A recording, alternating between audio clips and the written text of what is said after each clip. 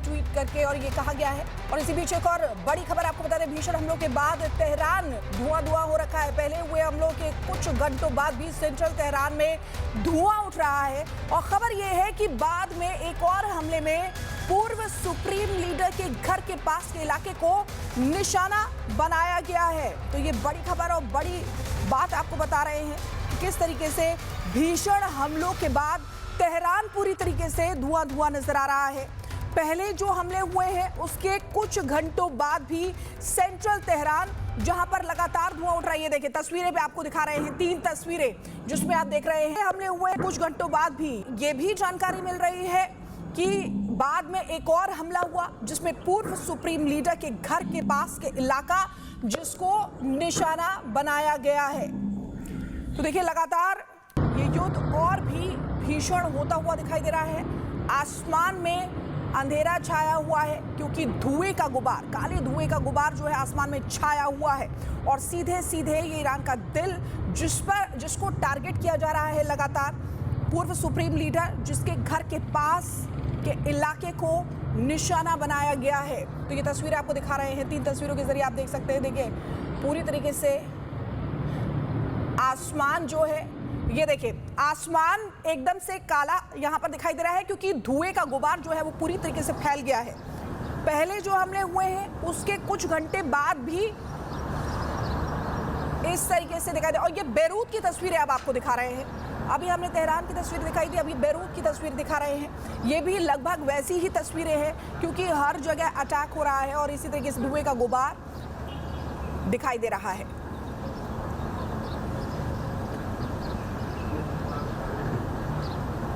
Sir Shailendra sir हमारे साथ हैं। सर ये देख रहे हैं आप किस तरीके से तेहरान में हमने देखा जो पूर्व सुप्रीम लीडर है उनके पास का जो इलाका है, घर के पास का इलाका, उसको निशाना बनाया गया है।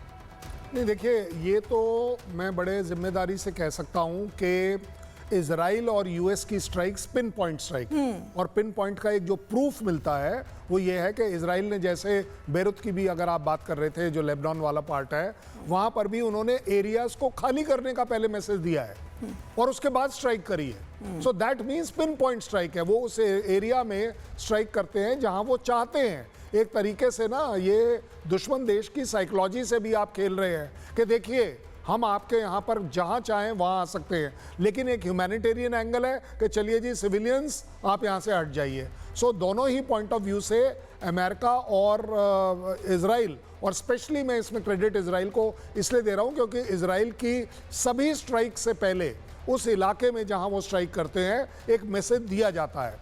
अगर आपको याद हो, हमास के टाइम में भी जो गाज़ा में था वो लीफलेट ऊपर से गिराए जाते थे कि आप इस इलाके को खाली करें अगले इतने समय के लिए। तो उसी में अगर आप देखें तो इजराइल 3 चीज़ें दिखा रहा है। ह्यूमैनिटेरियन एंगल कि भाई सिविलियन ना मारे जाएं, दूसरा है दबाव, एक दबदबा कि हम उस जगह आ सकते हैं जहां हम आना चाहते हैं, और तीसरा दुश्मन जो है दैट इज हिजबुल्लाह उस जगह को जब छोड़ेगा तो वो मूवमेंट करेगा, और उसी मूवमेंट को मोसाद डिटेक्ट करता है, एजेंट्स ऑन ग्राउंड करते हैं और वो इमीडिएट अटैक करते हैं। तीनों ही हालत में Israel wins because of the technology. ठीक है सर, आपके पास वापस लौटूंगी। जीडी बख्शी सर भी हमारे साथ लगातार जुड़े हुए हैं। सर आप कुछ कहना चाह रहे हैं, लेकिन मेरा सवाल ये है कि क्या आपको लगता है ये जो युद्ध हो रहा है ये बड़े क्षेत्रीय युद्ध में बदल सकता है और चीन और रूस जैसे जो देश है वो भी अप्रत्यक्ष रूप से इस युद्ध में जुड़ सकते हैं? नहीं, बदल सकता है। बदल गया। 13 देश इन्वॉल्व हैं।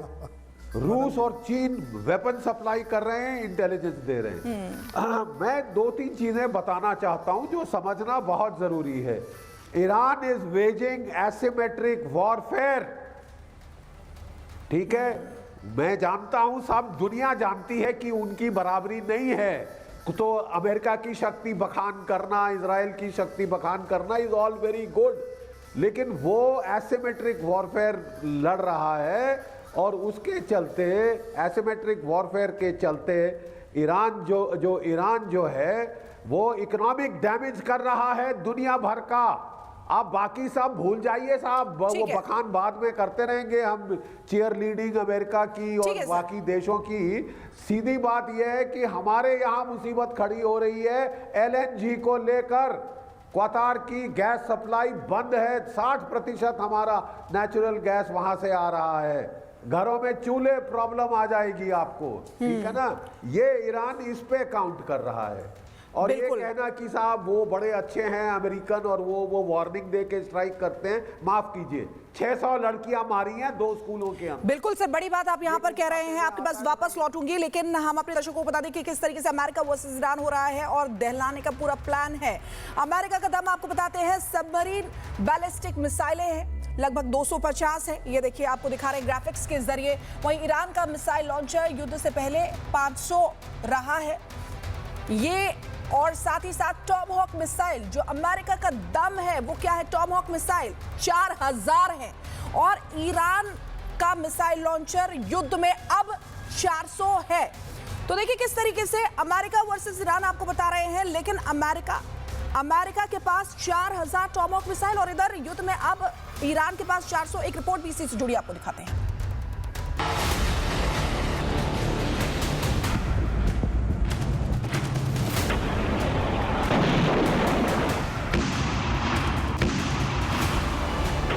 दुनिया एक ऐसे मुहाने पर खड़ी है जहां से विश्व युद्ध की आहट सुनाई देती है। ईरान, इजराइल, अमेरिका के बीच जारी जंग के बीच अमेरिकी राष्ट्रपति के बयान ने अंतर्राष्ट्रीय स्तर की राजनीति में फिर से नई हलचल ला दी है। अमेरिकी राष्ट्रपति ट्रंप ने एक इंटरव्यू में कहा कि ईरान को नया सुप्रीम लीडर चुनने से पहले अमेरिका की भूमिका को नजरअंदाज नहीं करना चाहिए। उन्होंने कहा कि अगर तेहरान वाशिंगटन को शामिल किए बिना नया नेता चुनता है तो वह फैसला बेकार साबित होगा। ट्रंप के मुताबिक यह इतना बड़ा फैसला है कि इसमें अमेरिका की भागीदारी जरूरी है। हालांकि ईरान ने अपना नया सुप्रीम लीडर मोस्तफा खामनेई को चुन लिया है। अली खामनेई की मौत के बाद सभी रक्षा विशेषज्ञों की सलाह और जानकारों के आधार पर ईरान ने अपना नया रहबर चुना है। लेकिन ट्रंप को ये बात अच्छी नहीं लगी है। ट्रंप ने ये तक कह दिया है कि अमेरिका के बिना ऐसा करना ईरान के लिए सही नहीं होगा। ट्रंप ने कहा कि अली खामनेई के बेटे मोस्तफा खामनेई को संभावित उत्तराधिकारी के तौर पर देखा जा रहा है, लेकिन उन्होंने साफ कर दिया है कि वह इस विकल्प को स्वीकार नहीं करेंगे। ट्रंप ने चेतावनी दे दी है कि अगर नया नेतृत्व भी पुरानी नीतियों को जारी रखता है तो आने वाले समय में यूनाइटेड स्टेट्स और ईरान के बीच टकराव फिर बढ़ सकता है। आपको बता दें कि इसी बीच भारत ने भी अली खामनेई की मौत पर शोक जताया है। भारत के विदेश सचिव विक्रम मिस्री ने नई दिल्ली स्थित ईरान दूतावास पहुंचकर श्रद्धांजलि दी और कंडोलेंस बुक पर हस्ताक्षर कर संवेदना प्रकट की। खामनेई की मौत के बाद दुनिया के कई देशों से शोक संदेश भी भेजे जा रहे हैं। विशेषज्ञों का मानना है कि ईरान के सुप्रीम लीडर का चयन देश की राजनीति और पश्चिम एशिया की रणनीतिक स्थिति को गहराई से प्रभावित कर सकता है। ऐसे में नए नेतृत्व पर दुनिया की नजरें टिकी हुई हैं। यानी ईरान के नए सुप्रीम लीडर के कंधे पर बहुत दबाव होने वाला है, जो युद्ध की दिशा और आम लोगों की जान को निर्धारित करेगा। अंतर्राष्ट्रीय दबाव और राजनीतिक बयानबाजी तेज हो गई है और आने वाले दिनों में यह मुद्दा वैश्विक राजनीति का बड़ा केंद्र बन सकता है।